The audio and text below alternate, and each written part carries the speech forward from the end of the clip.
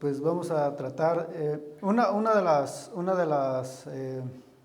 se habla mucho acerca del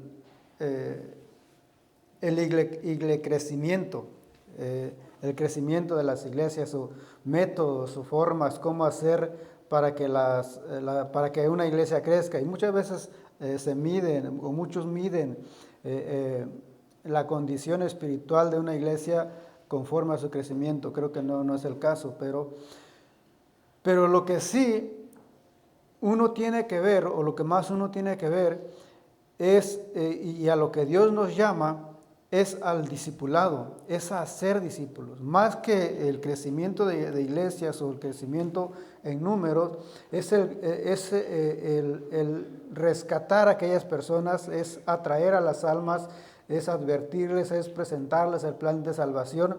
Entonces creo que ese es el propósito general de la iglesia, es predicar el evangelio. Y ese fue el mandato que Jesús nos dio. Y para que una iglesia crezca, o parte, o una de las formas, es el discipulado.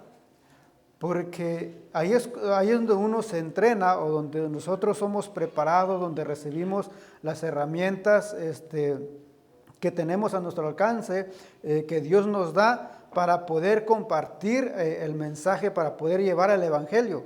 Entonces creo que el discipulado es importante, como decía la otra vez, porque ahí es donde nosotros mismos nos fortalecemos, nosotros mismos agarramos seguridad, confianza, y aprendemos lo que creemos, cuál es nuestra doctrina.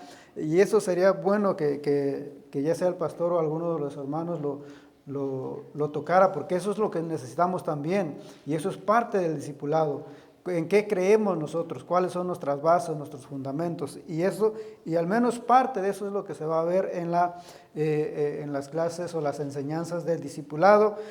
Si alguien quiere el libro se llama, se me olvidó, Discipulado, creo, para nuevos creyentes, creo que se llama el libro. Si no, luego me pregunta, me dice, ya le doy el título del libro para poder leerlo, estudiarlo, y no me voy a basar en ese libro, pero sí voy a tomar partes de eso, y es uno de los libros creo que más nos pueden ayudar en cuanto al tema del discipulado. Ahora sí, vamos a entrar al mensaje, a la enseñanza del día de hoy. Si se quiere poner de pie, vamos a leer en el libro de Apocalipsis, capítulo 1, solamente el verso 3, vamos a estar dando lecturas. Y como decía el pastor, no tenemos las televisiones todavía, y como estamos acostumbrados, al menos yo estoy acostumbrado a poner el PowerPoint ahí, pero a lo mejor pronto lo tendremos. Apocalipsis capítulo 1, verso 3, solamente vamos a estar leyendo. Lo leo primero yo, después ustedes, y nos unimos en la última vez.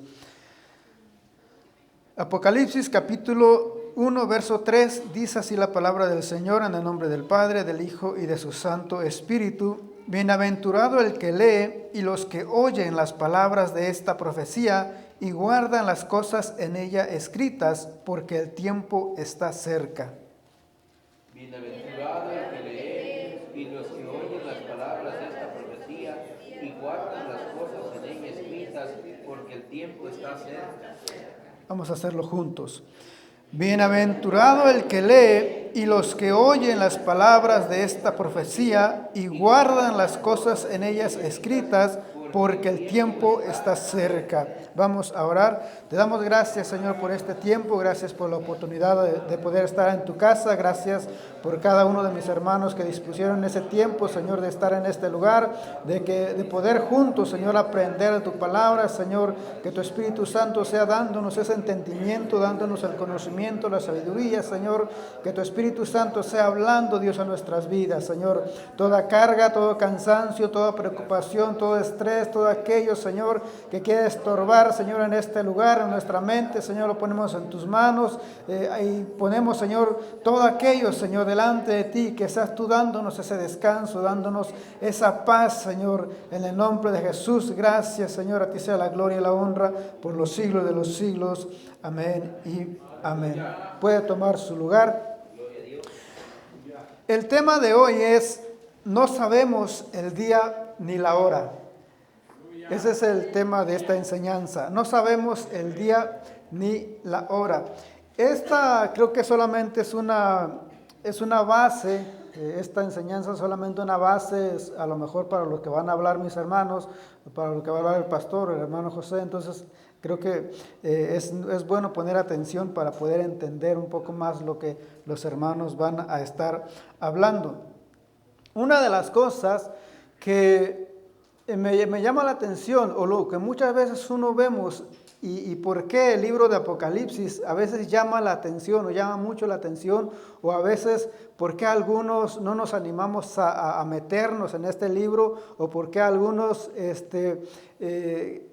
las cosas que uno encuentra ahí, y muchos a lo mejor no quisieran saber lo que Dios tiene para este mundo, o lo que le espera a este mundo. Entonces hay muchas razones por qué las personas y por qué uno mismo no se adentra en profundidad a leer, a estudiar el libro de Apocalipsis. Y sabemos que muchas veces, otra de las razones pues es lo difícil a veces que se nos hace el tratar de entender todos los símbolos y todos los eventos que ahí se narran. Pero otra de las cosas también es de que muchas veces cuando se habla en cuanto al Apocalipsis, en cuanto a los días finales,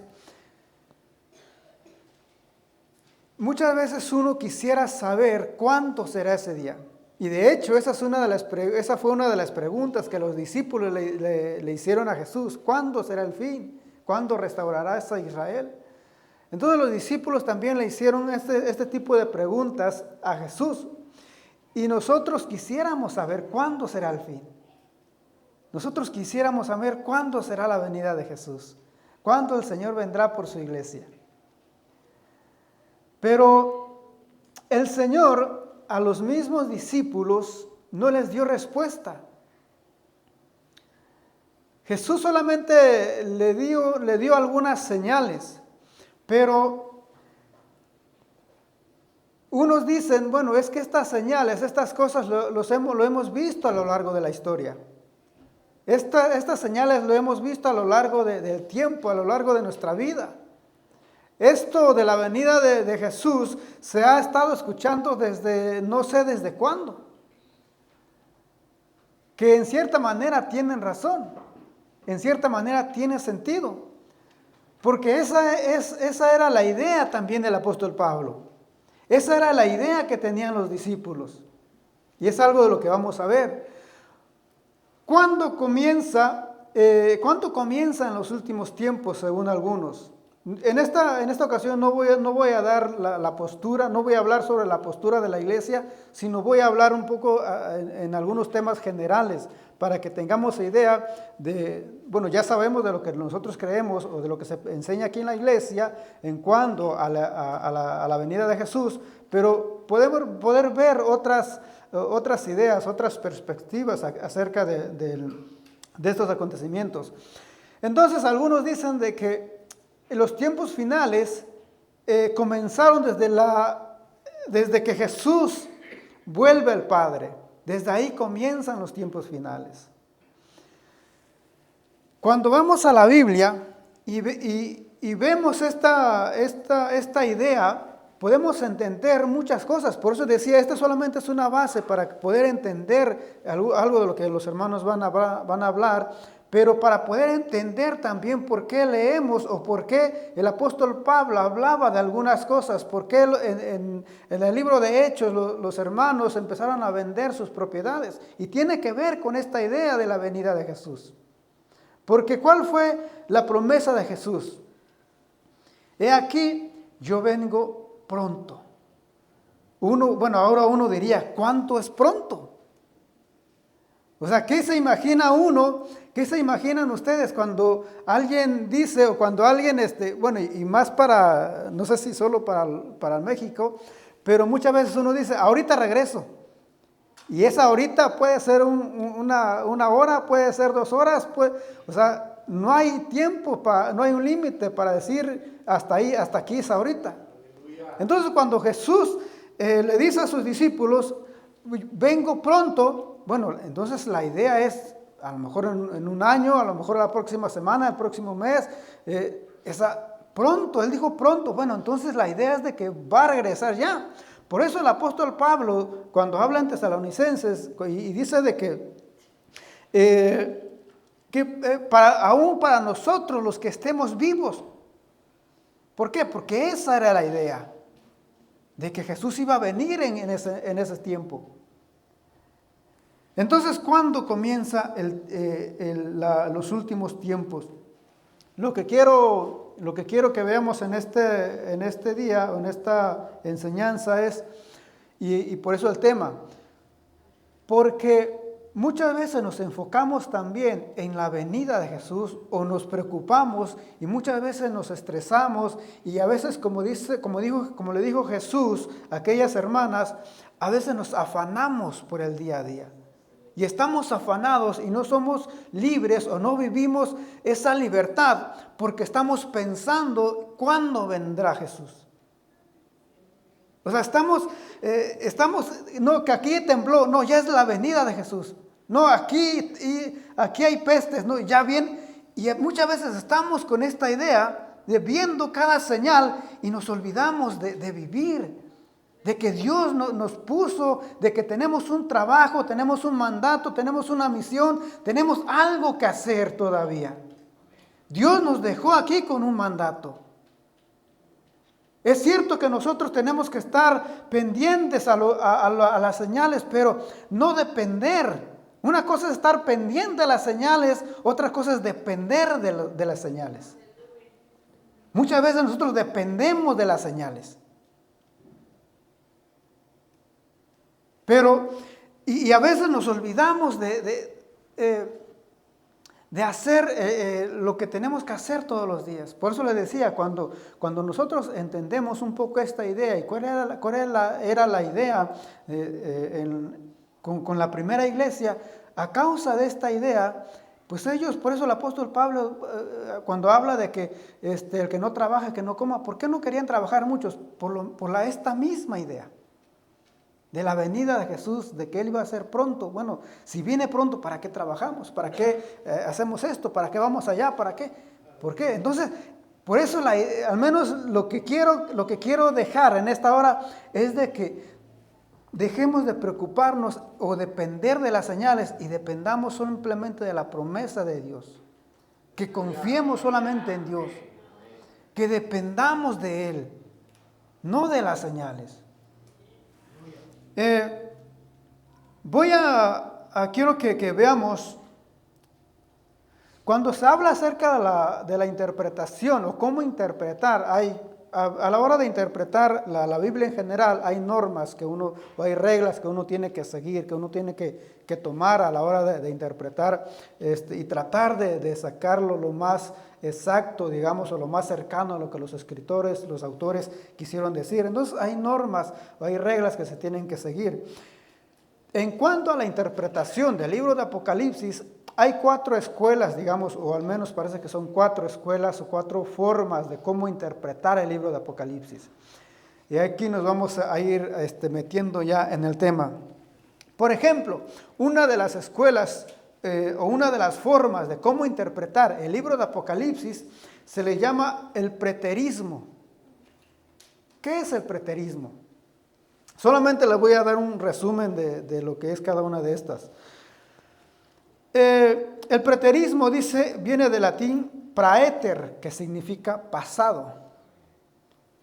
Praeter, que significa pasado. Entonces, cuando hablamos del preterismo, entonces, ¿qué es el preterismo? ¿O cómo interpreta los preteristas el Apocalipsis? Como algo pasado.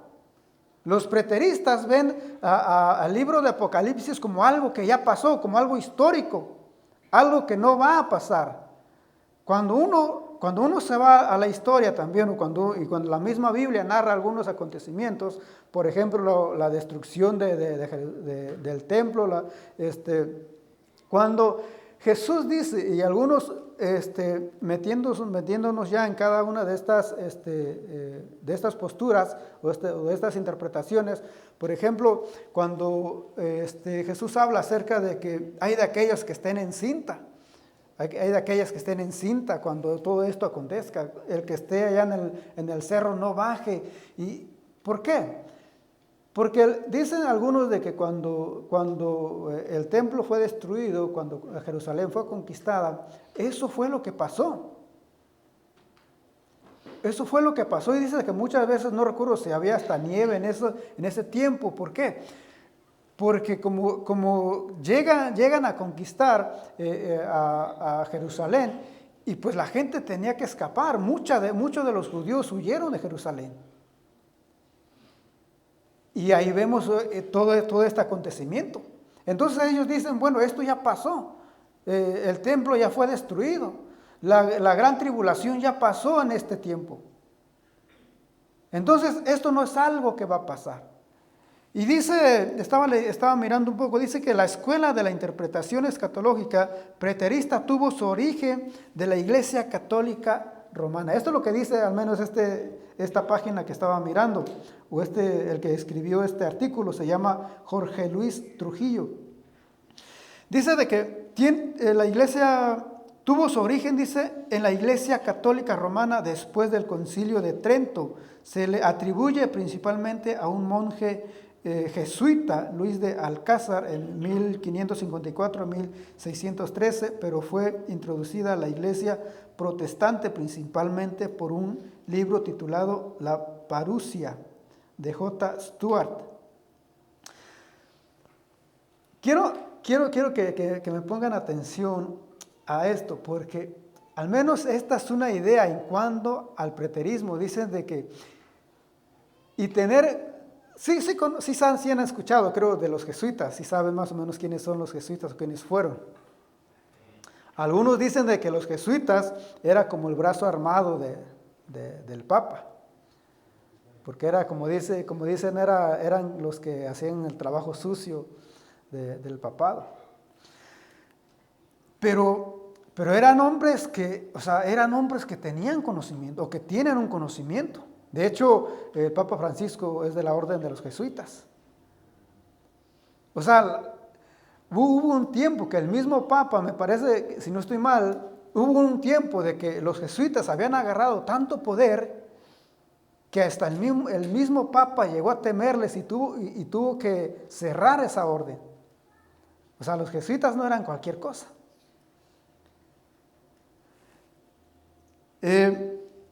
Entonces ellos también tenían, eran hombres pues entrenados en filosofía y en todo ese tipo de cosas, eran hombres sabios, eran hombres entendidos, o sea, eran hombres con mucho conocimiento, o sea, no eran cualquier monje, como le decían también a Lutero. Entonces, dicen de que, por ejemplo, por lo menos Jorge Luis dice de que esta idea del preterismo salió de los jesuitas y está más y es la idea que tiene un poco más los católicos. La Iglesia Católica Romana tiene más esta idea en cuanto al Apocalipsis, de que ya mucho o todo lo de... Cuando uno se mete a este tipo de ideas, uno puede encontrar también subdivisiones. O sea, dentro del preterismo, no es que el preterismo sea solamente una idea y eso crean todos los preteristas, sino que dentro del preterismo hay otras divisiones, y así es con cualquier otra idea en cuanto a la interpretación también. Por eso también, cuando uno habla acerca del Apocalipsis, a lo mejor puede que como uno entiende la Biblia, a lo mejor puede que haya una postura que se acerque más a lo que uno entiende la Biblia. Pero no sé si uno pueda decir, esto es lo que la Biblia enseña en cuanto a la venida de Jesús. No sé si uno pueda llegar a decir, esta idea de la venida de Jesús es la verdadera, digamos. A lo mejor uno puede encontrar una postura que se acerque más. Pero no sé si uno puede decir, esta es la postura que la Biblia enseña, o esta es la postura oficial, digamos. Y por eso la idea de ver otras posturas. En cuanto al preterismo, esa es una de las formas como interpretar Apocalipsis. Otra de las ideas, otra forma, otra escuela de interpretación en cuanto al libro de Apocalipsis es el simbólico o idealista. Esta es otra forma de interpretar el libro, o como otros interpretan Apocalipsis, de una forma simbólica solamente.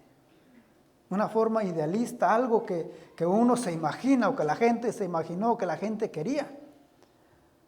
La forma simbólica es solamente, es eso, es como sacar una enseñanza solamente de ahí.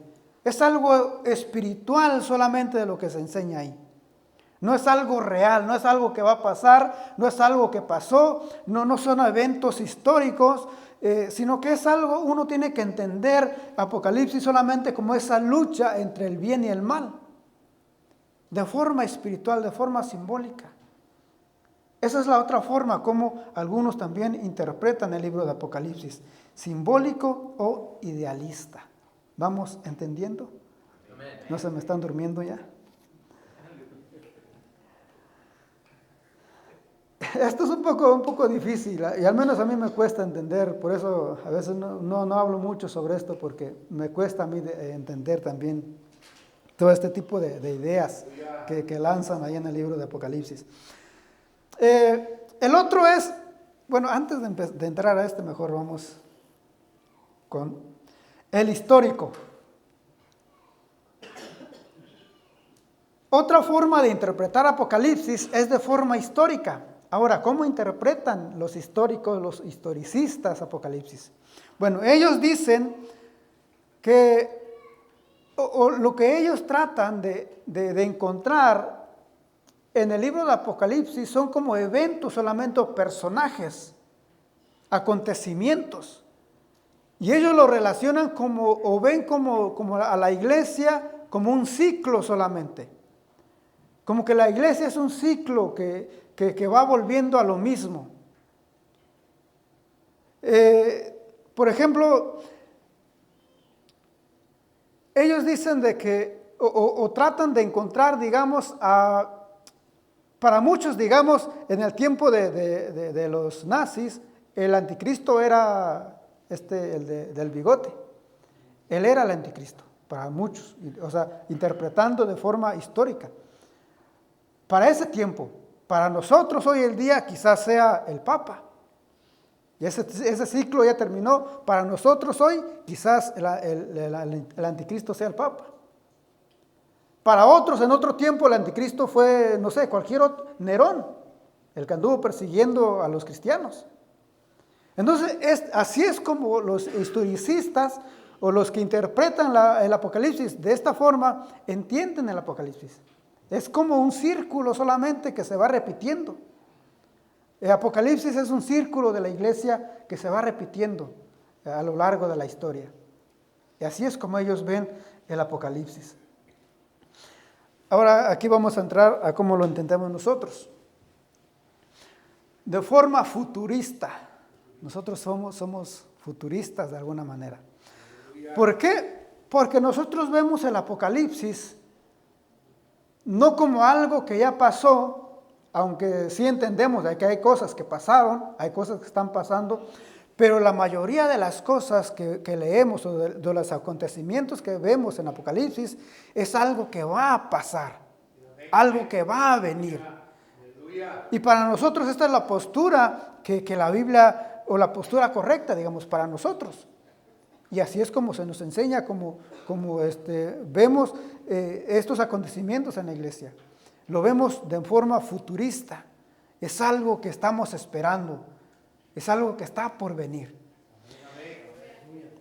Dentro de los futuristas, aquí ya nos metemos a lo que es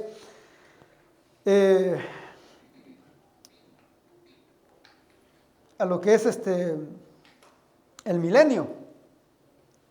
Dentro de la visión futurista de Apocalipsis, ya podemos entrar a lo que es el milenio, o qué entendemos, o cómo interpretamos el milenio también, que este es otro tema. Por ejemplo, están los premileniaristas, o premileniarismo, que ellos creen que, o ahí es donde nosotros entramos, que nosotros creemos que la iglesia, o que Jesús va a venir por su iglesia antes de la gran tribulación, que la iglesia no va a pasar por la gran tribulación. Nosotros creemos que Jesús, que la segunda vez, y algo que estaba viendo también, y es bueno que uno tenga todo esto en mente, porque cuando se habla del dispensacionalismo, que ahí es donde estamos nosotros, he visto de que hay muchas, que hay muchas otras denominaciones que critican esta postura, que critican al dispensacionalismo, que no solamente que critican, sino que de alguna manera hasta se burlan, o sea, los mismos, otras denominaciones, otros cristianos de otras denominaciones, o con otras posturas. Por ejemplo, los preteristas, o los historicistas. Hay estas posturas que se burlan muchas veces, o que critican, o que nos critican a nosotros por tener esta idea en cuanto a la segunda venida de Jesús. Pero nosotros creemos que Jesús vendrá antes de la gran tribulación, y que la iglesia no va a pasar la gran tribulación. Esta es otra de las preguntas. Y quiero que nos vayamos abriendo, quiero que vayamos viendo otras ideas. Cuando se habla acerca de que la iglesia no va a pasar la gran tribulación, aquí hay otra interpretación. Porque, por ejemplo, nosotros creemos que la iglesia que Jesús va a venir por su iglesia, y la iglesia no va a pasar la gran tribulación. Hay otros que dicen que la iglesia sí va a pasar la gran tribulación, pero no una cosa es que la iglesia pase la gran tribulación, otra es que la iglesia sufra la gran tribulación. Porque dicen de que, bueno, la iglesia va a estar aquí, pero como hizo Dios con Daniel, de que el león ahí estaba con Daniel. Pero ¿qué fue lo que hizo Dios? Dios cuidó a Daniel. El león ahí estaba, ahí al lado, ahí enfrente de él. Pero Dios cuidó a Daniel. Y el león no lo hizo nada. Entonces muchos tienen esa idea en cuanto a la iglesia. De que la iglesia va a estar aquí en la tierra, pero Dios la va a cuidar. Y la iglesia no va a sufrir esa persecución. Que la iglesia no va a sufrir toda esa tribulación. Aunque va a estar aquí, pero Dios lo va a cuidar. Dios va a estar al pendiente de la iglesia. Y otros dicen que sí, que la iglesia sí va a pasar, va a sufrir todo lo que es la gran tribulación.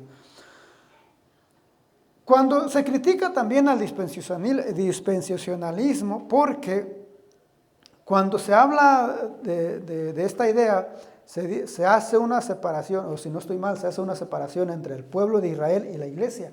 Hay dos acontecimientos, una para el pueblo de Israel y otra para la iglesia. Hay algunos que dicen que no, que todos pasan, dice la Biblia, dijo Jesús, que hay un solo pueblo, hay un solo rebaño, un solo pastor. Entonces algunos dicen de que no, la iglesia, cuando se habla de iglesia, ahí incluye a los israelitas. Allí incluye al pueblo de Israel. Pero se critica la idea que nosotros tenemos, porque cuando se habla acerca del premileniarismo, se hace esa separación entre el pueblo de Israel, que Dios va a tratar con el pueblo de Israel por separado, o lo deja a un lado, y después trata con la iglesia y deja a un lado al pueblo de Israel. Hay esa separación entre los dos pueblos. Por eso también se le critica mucho a esta idea. Nosotros dentro de esta idea, nosotros creemos que hay un milenio, hay un reino milenial literal, que van a ser 1000 años. Van a ser 1000 años los que Jesús y la iglesia va a estar reinando en esta tierra. Algunos dicen, en cuanto también a esto, de que Jesús empezó a reinar desde cuando Él vino, desde cuando Él empezó a predicar. ¿Cuál fue el mensaje de Jesús? ¿Cómo empezó a predicar Jesús? El reino se ha acercado. El reino está cerca. Entonces algunos dicen de que no. El milenio comenzó desde el tiempo en que Jesús comenzó a predicar. Ahora uno dice, bueno, pero en Apocalipsis habla de que mientras están 1000 años del reinado de Jesús y su iglesia, a la misma vez dice de que Satanás está atado también. Bueno, pero para justificar, digamos esto, dicen, bueno, Satanás está actualmente atado, porque él no puede hacer lo que él quiere. Él no anda haciendo lo que él quiere. Él está limitado. Entonces es una forma de justificar, digamos, esta postura, de que hoy estamos actualmente en el milenio, porque Jesús está reinando en nuestros corazones. Él está reinando en nuestras vidas, Él está viviendo, Él trajo su reino a nosotros. No es algo literal, es algo simbólico, es algo espiritual. Pero nosotros creemos que no, que va a ser un reino milenial, literal. El amileniarismo, como decía, esto, si no estoy mal, esto es los que creen que Jesús viene por su iglesia en el periodo de la gran tribulación, si no estoy mal.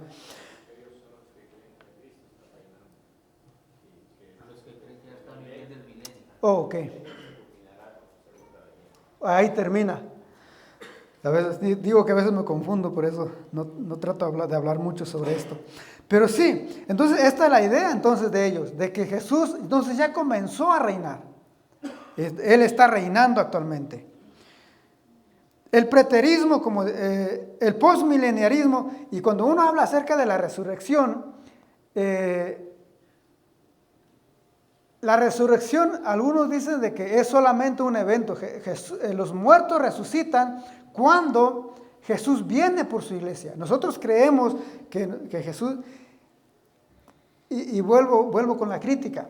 Por eso quiero que veamos y que nos abramos a otras ideas y que sepamos qué es lo que otros piensan acerca de nuestra postura. Porque se le critica también a nuestra posición, digamos, y que se habla mucho acerca del rapto secreto. Esta es otra postura que se le critica, o otra idea que se le critica mucho a lo que nosotros creemos, porque nosotros creemos bueno, y que a veces tampoco yo no alcanzo a entender mucho también acerca del rapto secreto. Pero a lo que estaba mirando, de que simplemente se le llama secreto porque va a venir por la iglesia y supuestamente nadie lo va a ver, solamente aquellos que están esperando a Jesús. Pero que después del milenio es cuando Él regresa con la iglesia, entonces sí, todos lo van a ver. Más o menos, por eso es que critican y por eso es que se burlan muchas veces. Muchas veces se burlan de nosotros acerca de esta postura, de que nosotros creemos en un rapto secreto. Amileniaristas. A estos. Son hermanos también, pero son hermanos. Pero son hermanos también. Pero esta es la idea que uno a veces se encuentra cuando uno empieza a meterse en esto. Cuando se habla en torno a esto, dicen de que Jesús va a venir, va a regresar, y por eso digo, por eso es esa por eso es que tiene mucha crítica, porque, bueno, Jesús viene primero por la iglesia, luego viene otra vez, bueno, ya vino una vez en carne, luego viene por la iglesia, luego viene otra vez o sea, como Jesús está yendo y viniendo a cada rato. O sea, esa es la crítica que hay. Pero nosotros, por eso algunos dicen, bueno, los muertos van a resucitar simplemente y todo se va a hacer. Y no sé no recuerdo si son los el postmileniarismo, que creen que la iglesia o que Jesús va a venir por la iglesia y los muertos van a resucitar después del milenio, y después del milenio es donde resucitan y ahí ya empieza todo el juicio y todo esto va a ser después del milenio. Ay, ya me quedé sin voz, no sé si alguien tiene un agua por ahí.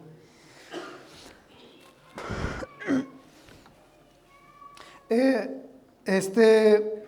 preterismo, como decía, bueno, el preterismo es donde están un poco el catolicismo, los católicos. No sé si en verdad ellos creen, al menos este escritor dice que ellos creen que esta es la postura católica. Gracias. Ahora, otra de las cosas que estaba mirando,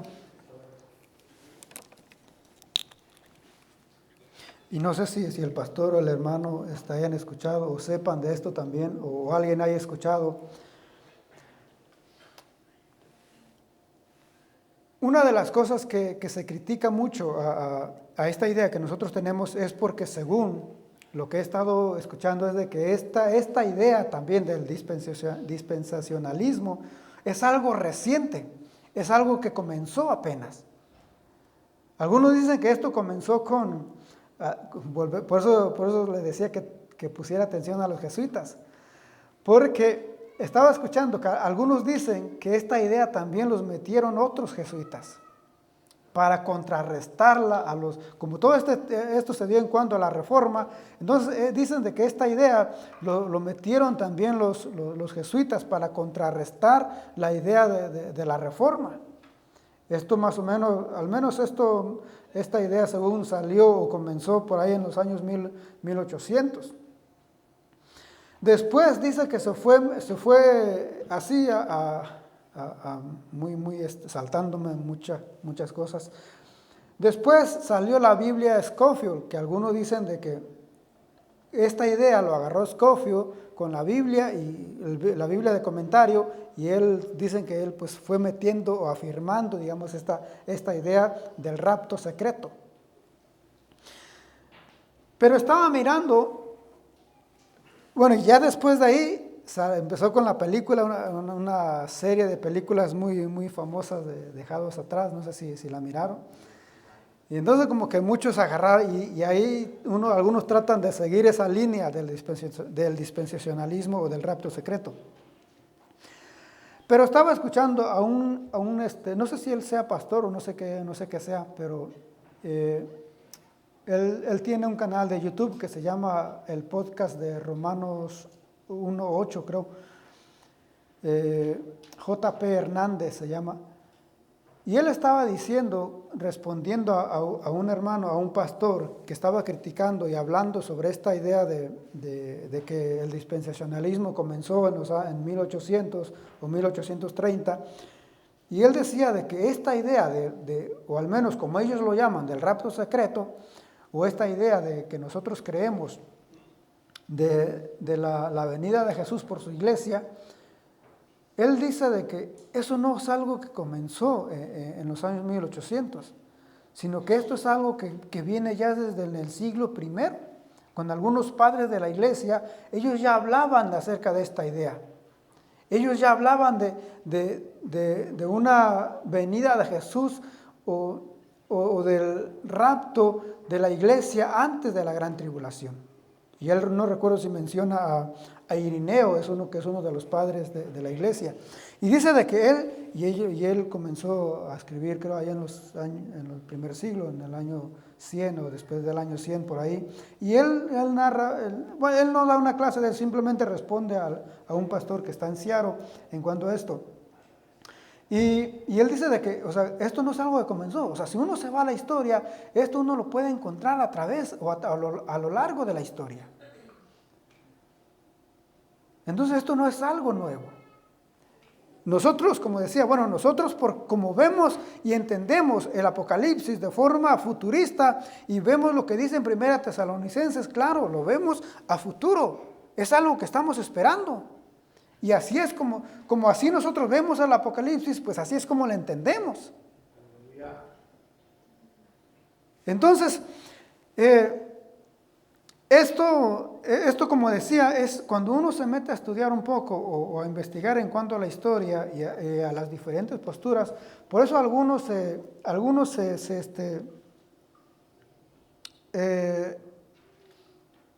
y más creo la postura de la Reforma, si no estoy mal, estaban un poco con esta idea de amileniarismo. Ellos creían más en esta idea de que Jesús ya está reinando. Y esa, bueno, según los que están en contra del dispensacionalismo, salen estos jesuitas y empiezan a atacar esta idea.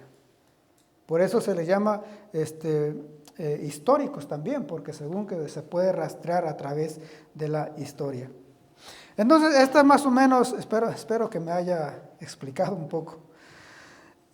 No sé si quieren comentar algo, si quieren preguntar o algo que quieran que sea más claro. Bueno, tal vez los hermanos se pregunten quiénes son esos grupos, ¿no? Como los preteristas o los amilenialistas. Los Amileniaristas. Bueno, esos vienen siendo los testigos de Jehová. No, ellos creen que Jesús ya está reinando. Bueno, el milenio. No son los testigos de Jehová, como decía el hermano José. Ellos son cristianos como nosotros, solamente que su perspectiva en ese punto es diferente a la nuestra.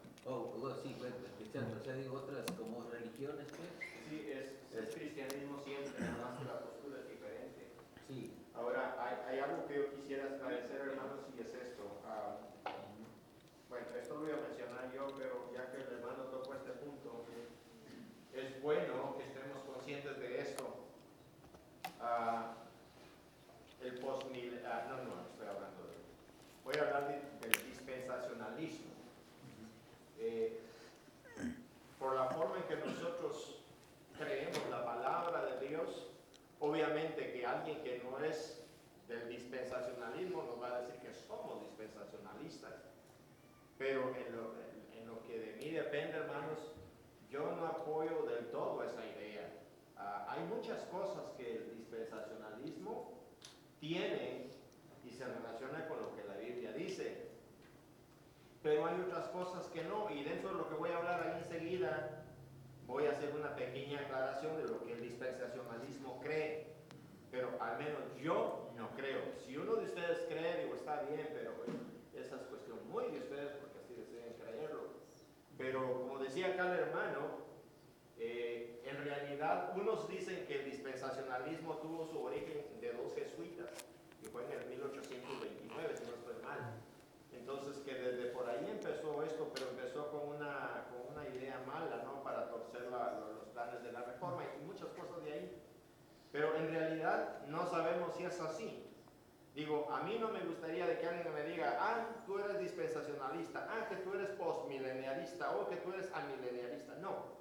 O muchas veces dice la gente, yo soy calvinista, yo soy arminianista. No, yo no soy de ninguna rama, hermano. Si por ahí con alguno de ellos coincidimos, nosotros simplemente somos la iglesia de Cristo, hermano. Amén.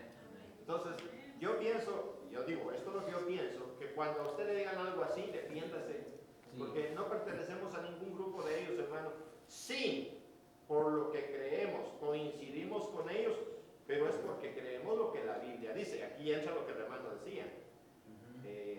A Ireneo, en aquellos tiempos, ¿por qué este hombre tenía ya esa postura antes del dispensacionalismo, hermano? Porque ya tenía Biblia en mano y estaba diciendo lo que la Biblia simplemente dice. ¿Me entienden? Amén. Sí, bueno, no hay un grupo en específico, digamos, que sea o una religión o una denominación. Y por eso digo que esa es la idea de esta enseñanza, de que nosotros veamos, veamos otras posturas, otras ideas. Porque, o sea, y lo que decía el pastor también, y lo que yo decía, bueno, no sé si uno pueda decir esto es lo que la Biblia, esta es la postura correcta, digamos, o esta es la postura verdadera que la Biblia enseña, o esta es la postura verdadera en cuanto a este tema. Sino que hay cosas que uno nos pueden acercar, o de forma de cómo uno entiende, se acerca más a lo que uno cree, porque así uno lo entiende y así uno lo interpreta. Por eso la idea es más de que uno vea por lo menos otras posturas, que creen otras iglesias, otros hermanos.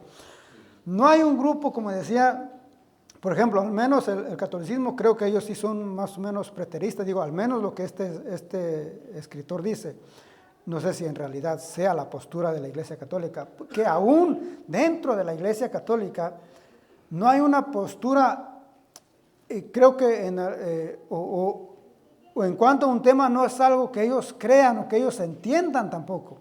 O sea, aún dentro, ellos teniendo al Papa, teniendo a un líder, a alguien que les enseña, teniendo un magisterio y todo lo que ellos tienen, aún así ellos no tienen tampoco. La otra vez estaba viendo un debate en cuanto a la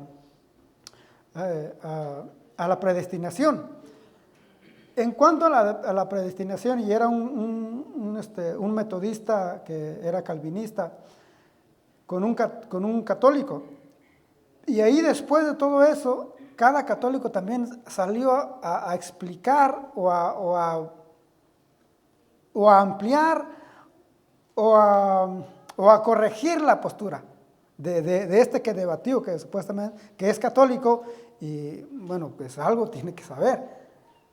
O sea, aún por eso, la idea es de que aún dentro del catolicismo, que teniendo un papa, teniendo un magisterio, teniendo tradición y teniendo todo lo que tienen, no se ponen, no se alinean a una idea todos. O sea, no es que, entonces, ¿cuánto más nosotros que tenemos esa libertad de poder estudiar y poder entender, de poder investigar por nosotros mismos? Ahora, el que uno crea o tenga una postura, lo entienda de forma diferente, eso tampoco nos saca de la iglesia. Ahora, el problema sí es cuando ya uno empieza a criticar o a atacar o a denostar a los demás. No, que porque tú crees que va a venir 2, 3 veces, no, que tú crees que esto y que...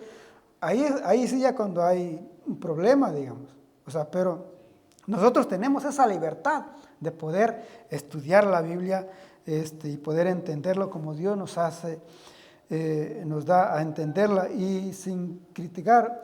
Y por eso cuando se habla también, lo que decía el hermano del pastor acerca del calvinismo, y les mencionaba, bueno, en cuanto a la predestinación, un metodista es calvinista en cuanto a la salvación, pero hay otro metodista también que yo sigo, que es metodista también, pero él no es calvinista. O sea, de la misma iglesia, pero no creen lo mismo en cuanto a la predestinación. O sea, nosotros tenemos esa libertad. El problema es cuando uno sí ya empieza a condenar al otro. Entonces, ¿cuáles son algunos, y lo que mencionaba también al principio, el problema que muchas veces causa o puede causar cuando uno se enfoca en esta idea? Uno de los problemas que puede causar es cuando uno, como dicen, cuando uno se casa con una idea, cuando uno abraza una idea, si uno no es sabio, si uno no es maduro, eso puede traer consecuencias o pueden traer problemas para uno. ¿Por qué? Por lo que mencionábamos, porque muchas veces, bueno, si tú no crees de que Jesús va a venir después del milenio, bueno, entonces ya eres un hereje, entonces ya estás condenado, entonces eres esto. O sea, ese es el problema cuando uno se casa con una postura, con una idea. Cuando uno dice, no, yo creo de que Jesús de que la iglesia no va a pasar la gran tribulación, y empiezo a juzgar y a condenar a los demás, o al que no cree como yo creo. Pero estas posturas están dentro de la misma iglesia. Dentro del mismo cristianismo están esas posturas. Si me permite, hermano José, quisiera compartir algo que pasó en Clamaco, la iglesia que estaba allá.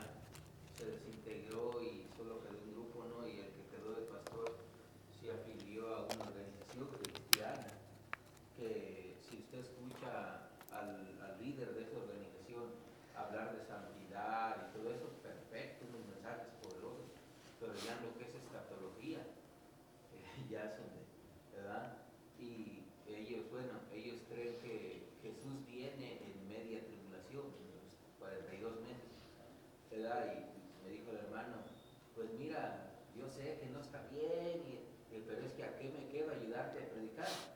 Te voy a llevar la contraria todo el tiempo. Nos llevamos bien y todo, pero no podríamos como compartir así como nosotros tres. Sí, ese es uno de los problemas, una de las consecuencias cuando uno abraza una idea. Una es eso, uno que empieza a condenar y empieza a juzgar al otro simplemente porque tiene una idea, una postura distinta a la de nosotros. Otro de los problemas que a veces uno puede ver cuando uno está al pendiente o enfocado solamente en eso, es lo que mencionaba acerca del libro de Hechos. ¿Por qué?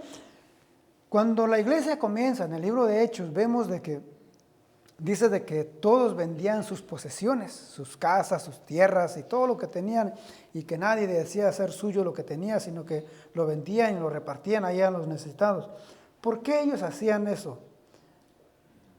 Pues a lo mejor uno puede decir, bueno, es que el amor que había en la iglesia, la primera iglesia, el primer amor, y estaba comenzando y todo.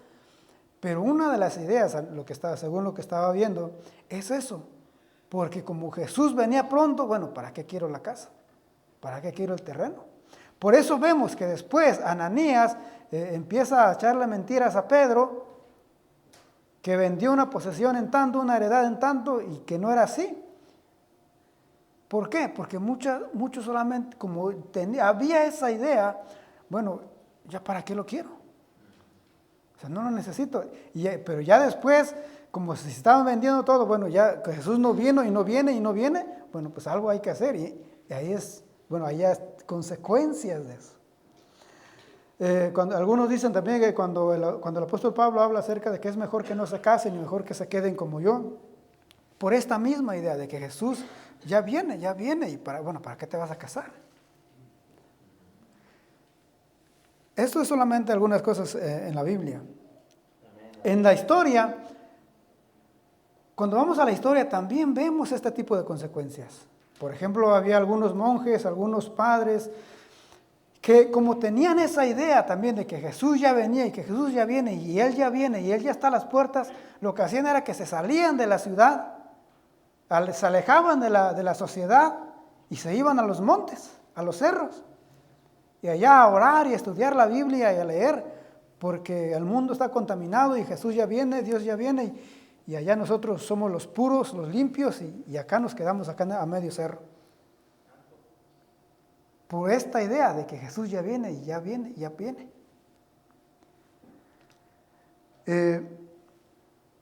Ahora, ¿qué pasó en el 2012? El fin del mundo en el 2012, que Jesús ya venía. ¿Qué pasó? Que muchos empezaron a vender sus casas, que muchos dejaron a sus esposas, sacaron a sus hijos de la escuela, hicieron, y Jesús no vino, no pasó nada. Divorcios, algunos que se suicidaron, algunos que dejaron a su familia. ¿Por qué? Porque Jesús ya viene. Y como esta idea al menos ellos tenían, y hay gente que tiene esta idea y está abrazando y ve las señales, bueno, y como Jesús al final no viene, pasa esto. Por eso decía, no dependamos de las señales. O sea, podemos ver las señales y atender, y Jesús dijo de que hay que atender a las señales, pero no dependamos de las señales. Que las señales no sean nuestro guía. Que no porque tembló acá, que no porque hay guerra acá, que no, o sea, no. Porque otro de los problemas es de que cuando uno está pendiente de eso, o sea, uno se olvida de vivir. Uno ya no va, bueno, si ya Jesús viene, bueno, ¿para qué vamos a evangelizar? ¿Para qué vamos a predicar si ya Jesús viene? ¿Para qué queremos otro templo si ya Jesús viene? ¿Para qué voy a trabajar si ya Jesús viene? Entonces, o sea, cuando uno se queda solamente con esta idea y uno no es maduro en poder tenerla o poder ver otras opciones, muchas veces eso puede traer consecuencias a nuestras vidas. Uno se olvida de vivir, de que estamos en esta tierra y que hay cosas que hacer, tenemos que trabajar. Los hijos los tienen que ir a la escuela. Hay cosas que tenemos que hacer. Voy a ir terminando. Simplemente hay advertencias que nos hizo Jesús, que nos hizo el Señor. Mateo 24, versos 5 y 6, vamos a ver qué nos dice ahí. Estas sí son las advertencias que Jesús nos hace en cuanto a la venida y a las señales y a los falsos profetas y todo lo que vemos muchas veces. Mateo 24, versos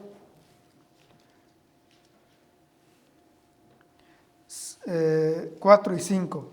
Dice así: respondiendo Jesús les dijo, mirad que nadie os engañe.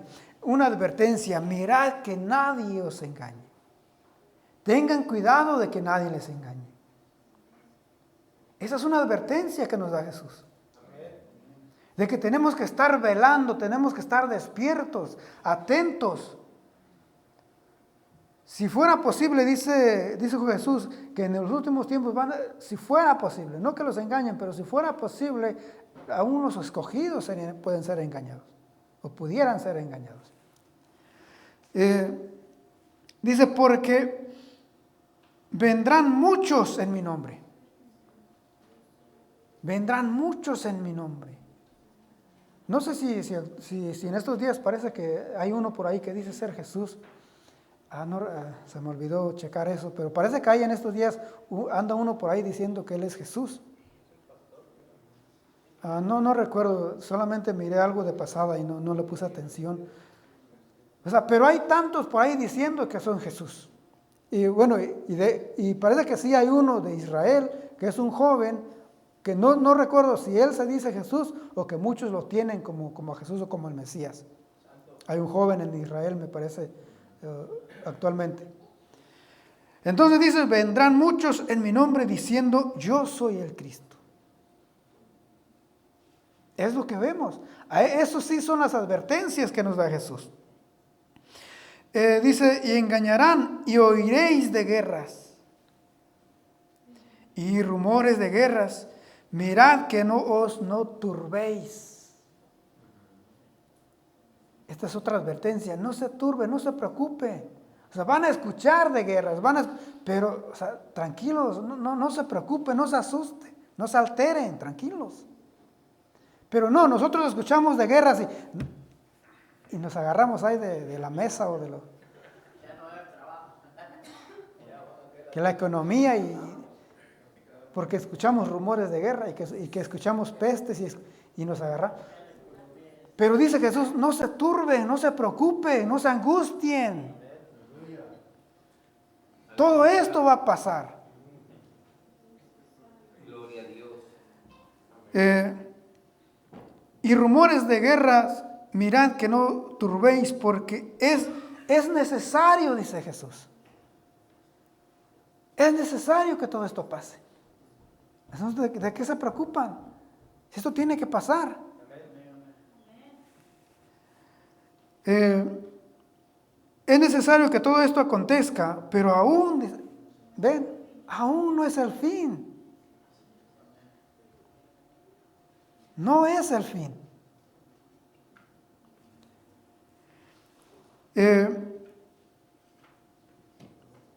Dice, porque se levantará nación contra nación y reino contra reino, y habrá pestes y hambres y terremotos en diferentes lugares, y todo esto será apenas el principio. Esto es apenas el principio. Algunos dicen que el principio fue desde que Jesús vino. Pero si nosotros vemos, esto es el principio.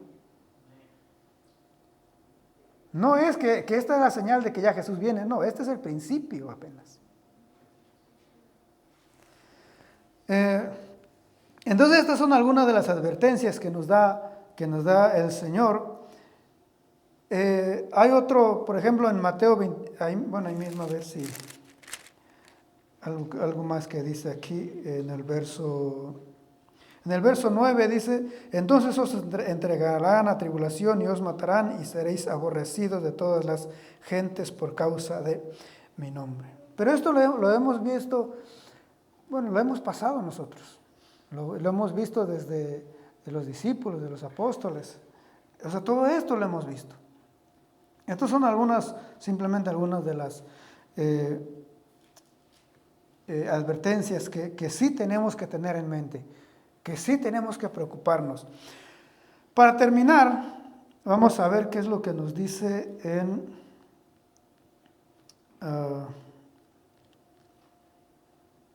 Lucas capítulo 12, verso 35, ya para ir terminando. Lucas capítulo 12, verso 35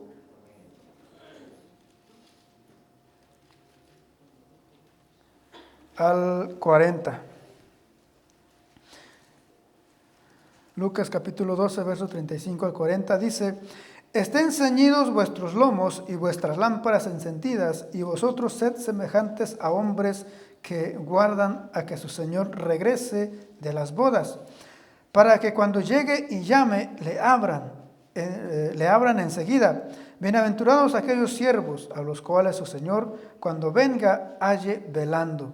De cierto os digo que se ceñirá y hará que se sienten a la mesa y vendrá a servirles. Y aunque venga a la segunda vigilia y aunque venga a la tercera vigilia, si los hallare así, bienaventurados son aquellos siervos. Pero sabed esto, que si supiese el padre de familia a qué hora el ladrón había de venir, velaría ciertamente y no dejaría minar su casa. Vosotros, pues, también estad preparados, porque la hora que no penséis, el Hijo del Hombre vendrá. En esto es en lo que tenemos que estar preocupados nosotros. En estar, dice el 37, bienaventurados aquellos siervos a los cuales su Señor, cuando venga, halle velando, y hará que se sienten a la mesa y vendrá a servirles. Entonces, ¿de qué tenemos que preocuparnos nosotros? En estar velando, en estar trabajando, en estar despierto, en esperar, en preocuparnos por la obra del Señor. En eso es lo que tenemos que preocuparnos. Es bueno conocer lo que dice la Biblia en cuanto a los tiempos finales y en cuanto a lo que está pasando en el mundo. Sí, es bueno y es necesario que uno esté al día, que esté al tanto de lo que está pasando.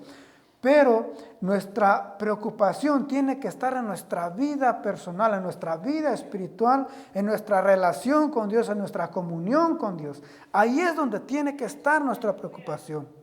Porque no importa si Jesús viene por su iglesia antes de la tribulación, durante, después. O sea, aunque si nosotros creemos que Jesús viene después del milenio, pero si no estamos preparados, no nos vamos a ir con Él. Entonces, ¿de qué sirve a mí afirmar o creer o saber de que viene después del milenio o durante o antes? Si no estoy preparado al final, no me voy a ir con Él. O sea, es por demás. Es por demás que yo sepa cuándo será. Si mi relación no está bien con Dios.